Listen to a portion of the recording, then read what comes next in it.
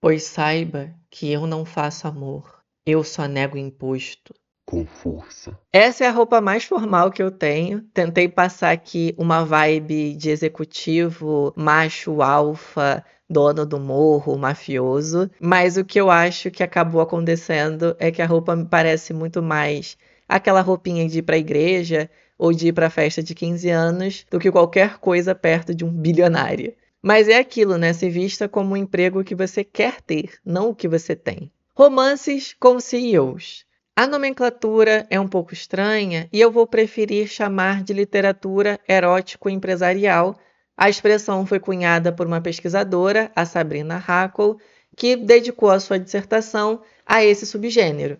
Dá para dizer que os romances com CEOs, essa literatura erótico-empresarial, é um subgênero da literatura erótica contemporânea, também conhecida como literatura hot. No vídeo anterior, eu abordei um outro subgênero que dá para chamar de grávidas rejeitadas. E hoje eu quero me dedicar aos romances com executivos. Essas figuras que representam o auge do mundo corporativo. Por que elas chamam a atenção? Que tipo de fantasias elas entretêm? Como é a dinâmica de produção dessas histórias? Tudo isso eu vou tentar abordar nesse vídeo. A primeira coisa a ser destacada é que o subgênero com CEOs é de longe o mais popular. Quando a gente pega os top 10, principalmente aqueles dos e-books da Amazon, a gente vê que está dominado por histórias envolvendo empresários. Top 10, top 100. Mesmo quando a história não tem o CEO no título, até porque algumas leitoras não gostam muito, a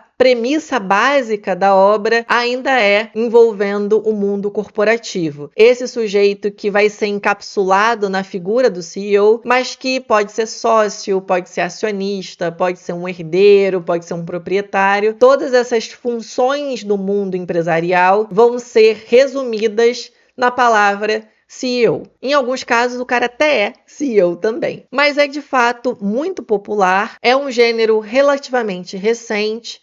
Dá para dizer que ele começa, ou pelo menos a sua grande popularidade vem com 50 Tons de Cinza, e a história segue uma estrutura bem simples. Nós temos uma protagonista feminina que é mais jovem, está entrando na vida adulta e está entrando no mundo do trabalho também. Às vezes ela vai ser contratada por esse homem, às vezes ela vai esbarrar com ele por alguma coincidência, mas aí ela vai entrar em contato com um homem mais velho, muito, muito rico, milionário, multimilionário, bilionário, e que comanda alguma empresa. Então, isso é importante porque ele não vai ser político, ele não vai ser exatamente um artista, um cantor, uma celebridade, ele é um executivo. E aí, eles podem ter algum tipo de romance de uma noite só, ele pode seduzir a mocinha, mas toda a história vai girar em torno dessa diferença de idade, dessa diferença de hierarquia, dessa moça que é inexperiente, mas vai ensinar algumas coisas para esse homem que é mais amadurecido, mas é muito arrogante, muito controlador, muito possessivo, não sabe ouvir um não. Todas essas características que a gente via no Christian Grey, que é o nosso pioneiro, e que vão sendo reproduzidas nessas outras histórias. Dá para dizer que o CEO é o nosso novo príncipe encantado. É o príncipe encantado do mundo neoliberal. É assim que eu prefiro apresentar essa figura que se torna quase um arquétipo do mundo atual. Por quê? Ele cumpre uma função semelhante àquela que o príncipe encantado cumpria nos contos de fada, nas histórias mais tradicionais. É o homem privilegiado que tem acesso a um mundo de riqueza, a um mundo de luxo, e puxa a mocinha para esse mundo. Ela vem de uma base pobre, uma base trabalhadora, com muita dificuldade, e vai experimentar um deslumbramento diante dessa nova realidade. Então, a gente consegue ver que a base para muitas dessas histórias é a Cinderela, a gata borralheira, a menina trabalhadora que sofre e que no final consegue ascender socialmente. Isso não é exclusivo para os romances com CEOs. Eu cheguei a mencionar algumas dessas histórias no vídeo de Grávidas Rejeitadas. A gente vai encontrar versões dessa premissa em outros subgêneros, mas a que vai aparecer com toda a clareza, de maneira mais explícita, vai ser de fato nos romances com CEOs. Mas o CEO, ele vai ter uma diferença fundamental em relação ao príncipe, que vai justificar a própria transição do príncipe para o executivo. Quando a gente pensa no príncipe, as imagens que vêm à nossa mente são de um homem jovem, um homem privilegiado, da nobreza, que pertence a uma família tradicional, é representante de uma dinastia e está atrelado a um reino, a um estado. O príncipe, ele está sempre representando uma coletividade. Não existe príncipe sem uma sociedade que vai fazer desse homem um príncipe. Além disso, ele, na figura de príncipe, não é rei ainda. Ele é o sujeito que vai se tornar rei. E isso vai contrastar bastante com a figura do executivo. O CEO, ele não representa uma coletividade. No máximo, a sua própria empresa. Mas, na maioria das vezes, o CEO só representa a si mesmo. Ele é o auge do individualismo. A empresa é uma extensão dele. Ele é a metonímia dessa empresa. O príncipe, por ser herdeiro, por ser esse não rei, ele vai estar numa posição passiva.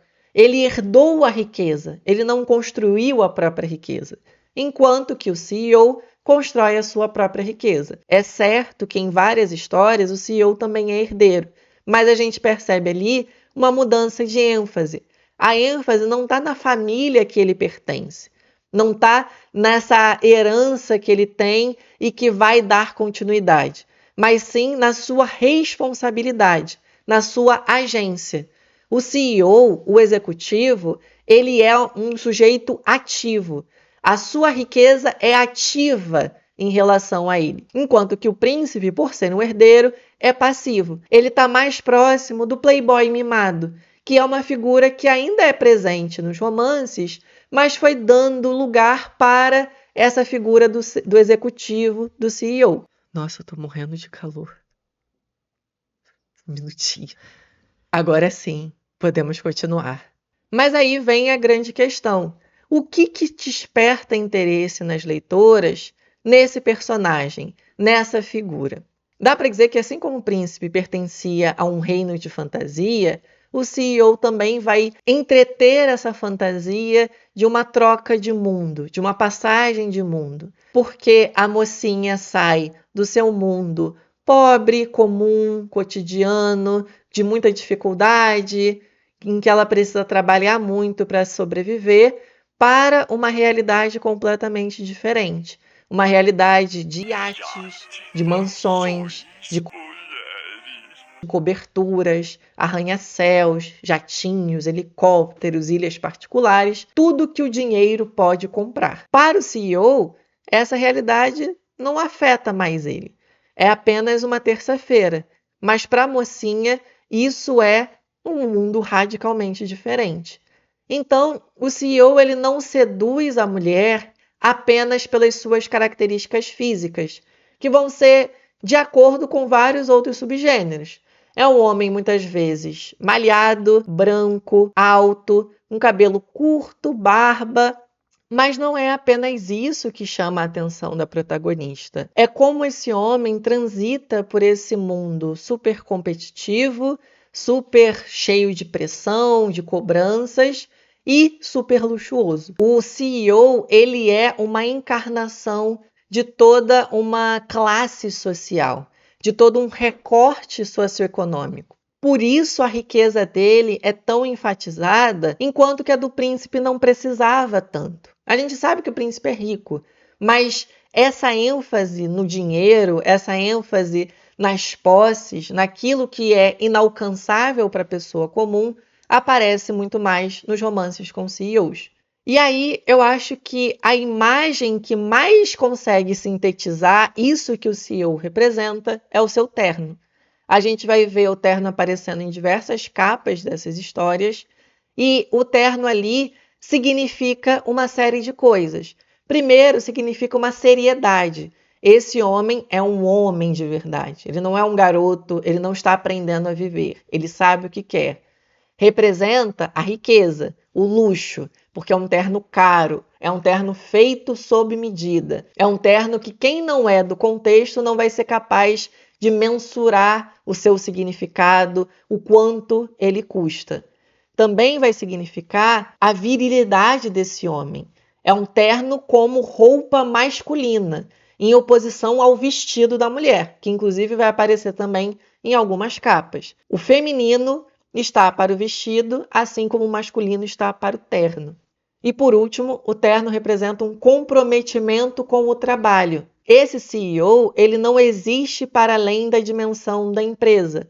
O que significa? Que ele é, antes de tudo, um homem trabalhador. Não é um homem trabalhador comum, não é um CLT, mas é um sujeito que trabalhou para ter aquilo que ele tem. A ênfase nesse trabalho vai aparecer em muitas das histórias, mostrando como ele é ocupado, como ele precisa manter tudo sob controle, como a empresa sem ele não funciona, como esse homem precisa investir energia, atenção na sua empresa para que ela consiga prosperar. E não é raro que essas histórias tenham competições empresariais. Então esse homem precisa ser ativo, ambicioso, precisa ser agressivo para sobreviver nessa selva, nesse capitalismo selvagem. O que vai seduzir na fantasia do CEO é o inalcançável, mas verossímil.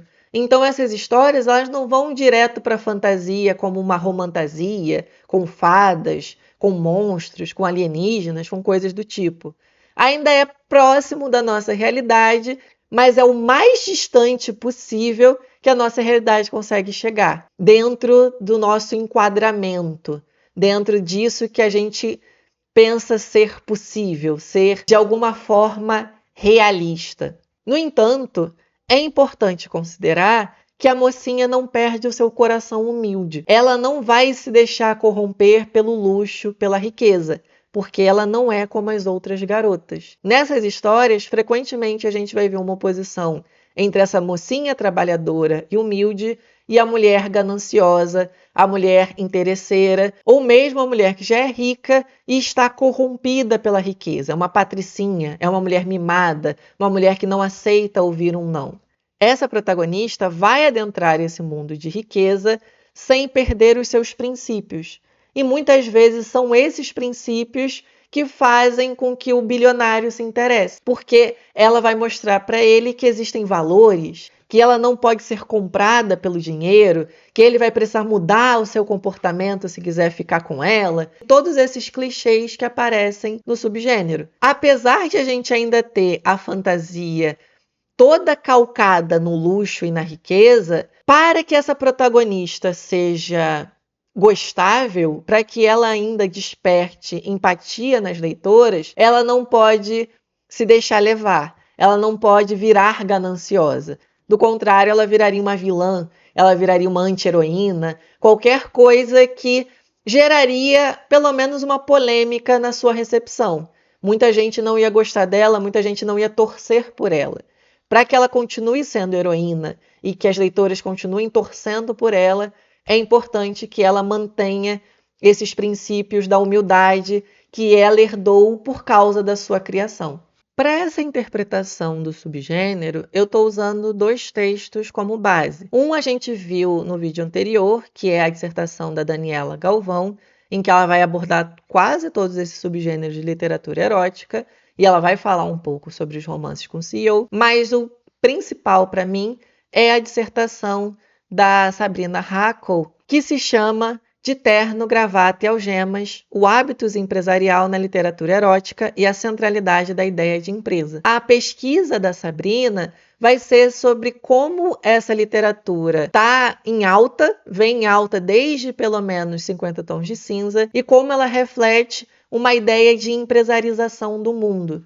O indivíduo visto como empresa, todas as relações sociais mediadas pelos valores das empresas. E nesse sentido, o CEO é o grande representante disso. Por isso que muitas das protagonistas vão ser funcionárias dele, vão ser assistentes, secretárias, às vezes babás, mas elas vão estar em uma posição dentro do corpo da empresa que vai ser muito inferior à dele. Mesmo quando elas têm um contato próximo com ele, são assistentes pessoais, a diferença da hierarquia ainda se faz presente, ainda é bastante evidente, e ela muitas vezes vai ser o gatilho para esse romance, para essa ideia de transgressão.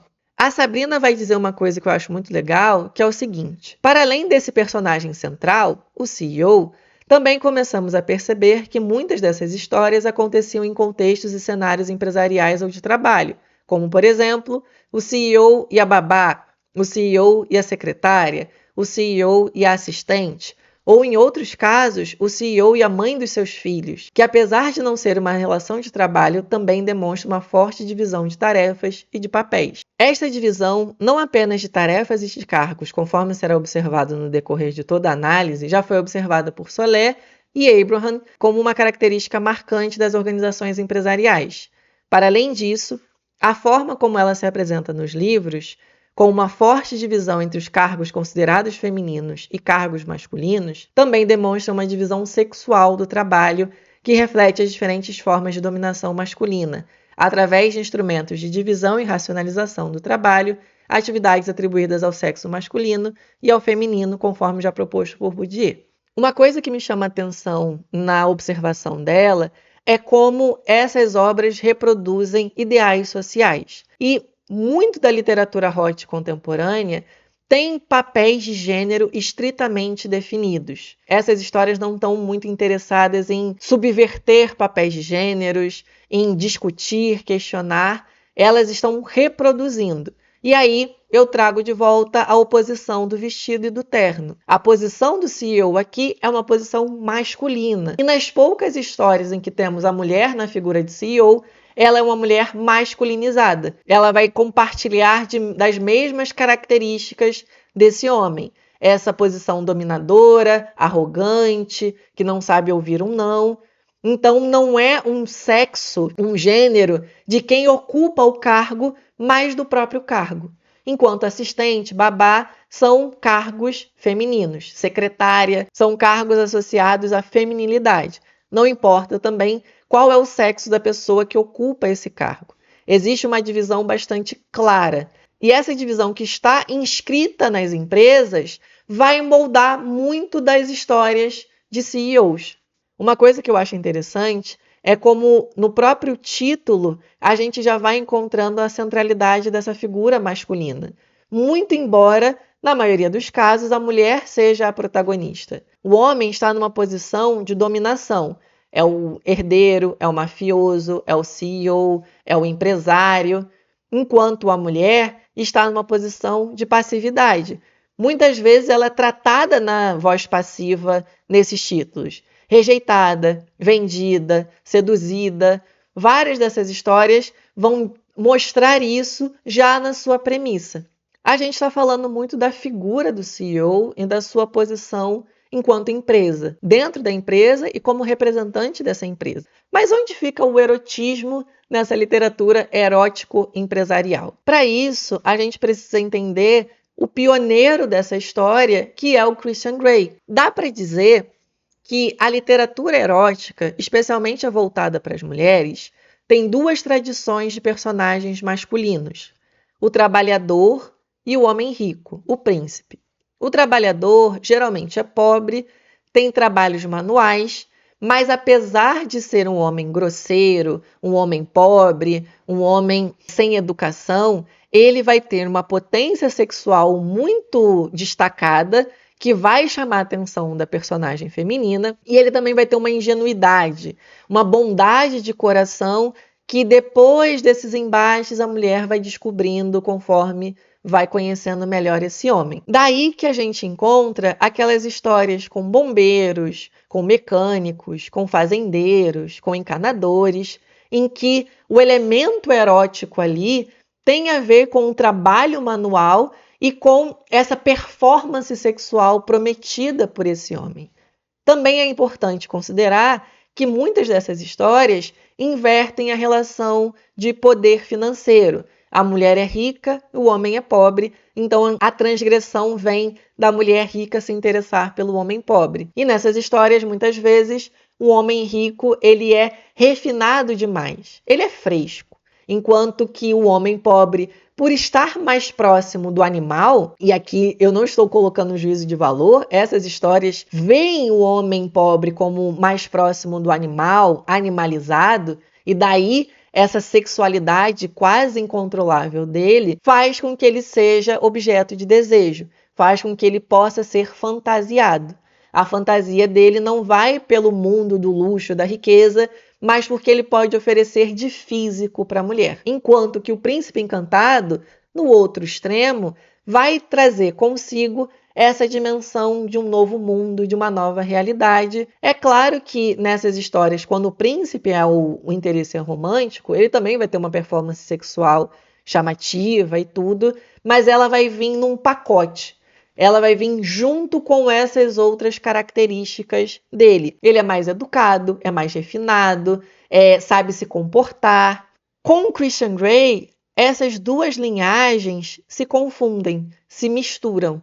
O Christian Grey vai ter tanto a característica da potência sexual, da performance, quanto a do refinamento, da riqueza. E aí, os romances com homens pobres vão ganhando menos projeção, justamente porque agora a fantasia se completa. O homem não apenas é rico, como ele tem uma performance sexual muito destacada, muito chamativa. Só que aí a gente vai ter um problema. Quando o homem pobre é que tinha esse erotismo mais avantajado, geralmente estava ligado à sua grosseria.